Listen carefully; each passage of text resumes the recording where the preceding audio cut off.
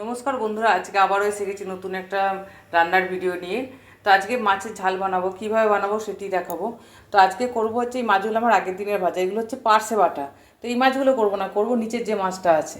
তো তার জন্য কি করব, প্রথমে তেল দিয়েছি কড়াতে, তেলের মধ্যে পেঁয়াজটা দিয়ে দেবো। এই পেঁয়াজটার মধ্যেই টমেটোগুলো দিয়ে দেবো। টমেটোগুলো আর পেঁয়াজটা ভাজা হোক, ততক্ষণে দেখি ভেতরে কী মাছ আছে। পার্শে বাটাটা অন্যদিন করব, এটাকে রেখে দিচ্ছি।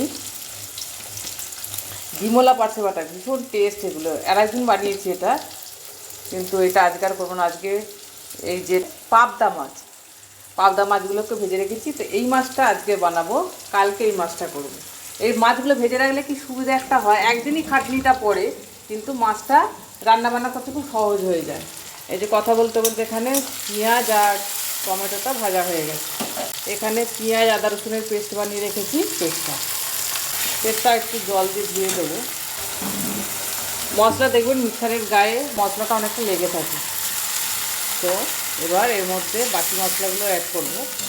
এবার দেবো পরিমাণ মতো নুন, দেবো পরিমাণ মতো লঙ্কা,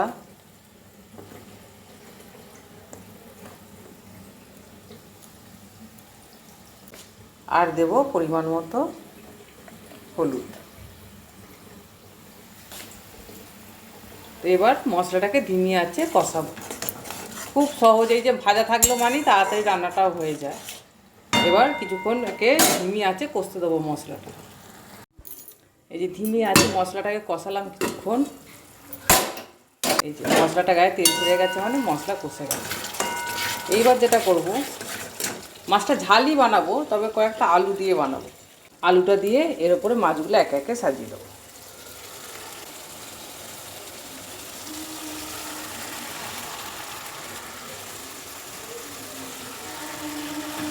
এই মাছগুলো ভীষণ টেস্ট হয় খেতে, বানিয়ে দেখবেন কখনো। তো এখানে যে মাছগুলো রইলো, কটা রইলো দেখি, 2, 3, 4, 5, 6, 7, 8, 8খানা মাছ রইলো। এটা ডিম, এটা যার পাতে পড়বে সে একবারে দিল খুশ হয়ে যাবে, তার ডিমওয়ালা এরকম মাছ। তো যাই হোক, এই মাছটা রেখে দেবো এটা পরের দিনের জন্য।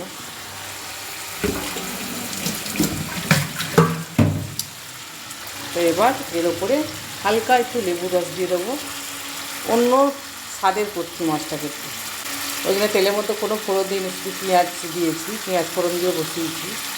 সাইড দিয়ে অল্প জল দিয়ে আবার একটুখানি আঁচটা কমিয়ে ঢাকা দিয়ে দেবো। গ্যাসটা কমিয়ে অল্প কিছুক্ষণের জন্য ঢাকা দিলে ফুটে উঠলেই হয়ে যাবে আমার পাবদা মাছের ঝাল। কিছুক্ষণ ফুটিয়েছি, মিনিট 5-7। এই যে গরম গরম পাবদা মাছের আলু দিয়ে ঝাল, এর মধ্যে মাছটাকে রেখে দিই। সিলভার বাটিতে রাখলে একটা মাছ, এই রে মাছটা ভীষণ নরম মাছ, তো ওই জন্য আমি বেশিক্ষণ এটাকে ফোটাইনি। ওই জন্য মশলাটাকে ভালো করে কষিয়ে নিয়েছি। ভীষণ নরম মাছ, টেস্টি মাছ, অথচ নরম, এটা খুব সাবধানে করতে হয়। ঠিক মাছটা কতকটা ইয়ের মতো, ওই যে কী বলে ওটা, পমফ্রেট মাছ যেটা আছে, পমফ্রেট মাছের মতো এটা নরম প্লাস টেস্টি। তো ওই জন্য মাছগুলোকে আগে সাজিয়ে দিই, তার উপরে ঝোলটাকে ঢেলে দেবো। খুব সাবধানে যেন মাছগুলোকে একটু রাখতে হয়, নাহলে ভেঙে যেতে পারে।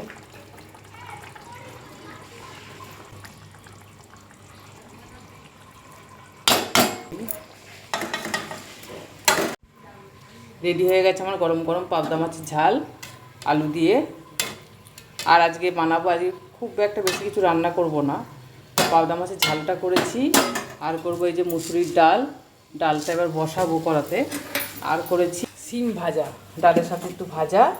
আর এখানে আলু ভাতে মাখবো, পেঁয়াজ আর শুকনো লঙ্কা ভেজে রেখেছি আলু ভাতেটা মাখার জন্য। দাঁড়া আসছি। গরম গরম রেডি হয়ে গেছে আমার আজকে মেনু। আজ তাহলে আসি।